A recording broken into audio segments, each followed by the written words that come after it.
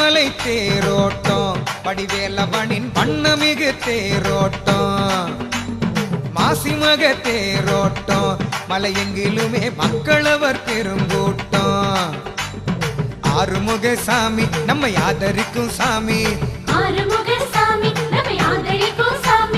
அழகுமிகு தேரோட்டம் இதை காண்கையிலே அனைவருக்கும் கொண்டாட்டம்.